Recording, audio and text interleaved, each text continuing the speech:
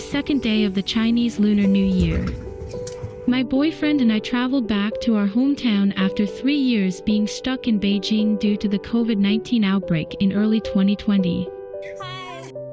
Our reunion was even more special as my father, sister, and brother-in-law greeted us at the railway station. We had been apart for so long that we didn't recognize one another at first. The railway station's vicinity is now home to several tall buildings and factories. My father told me that many residents in Yichang purchased homes near Zhijiang railway station due to the lower house prices.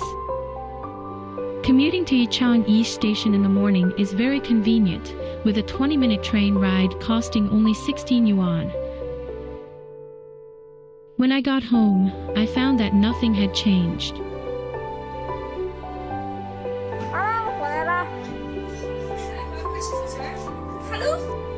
Mom brought the food to the table, and we had dinner together.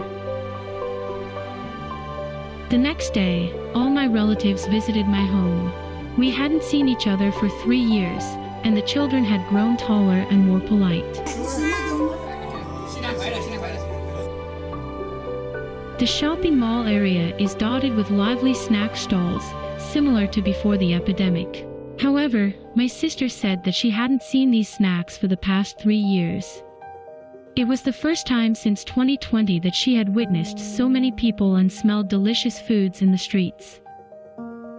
Customers crowd the stores. Offline shopping is recovering, and the city has returned to its usual hustle and bustle. Taking a bus has become easier. For example, 3 years ago, one had to insert coins to ride the bus, but now payment can be made directly through QR code scanning. On the third day of the Chinese Lunar New Year, I arrived at my uncle's house in the countryside early in the morning. My grandmother passed away over 3 years ago. The old house she lived in has been converted into a living room, and a small stove has been installed. My uncle's house overlooks a small fish pond that was once a reservoir.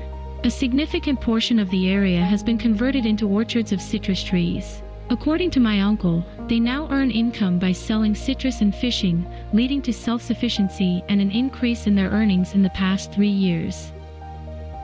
Some viewing platforms and a coffee shop have been built along the Yangtze River. My mother said that in the evening, many people would gather here to drink coffee and chat in the pleasant river breeze.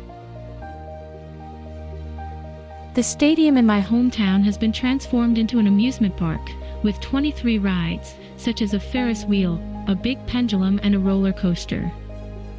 The COVID-19 epidemic impacted our lives and also altered the appearance of my hometown.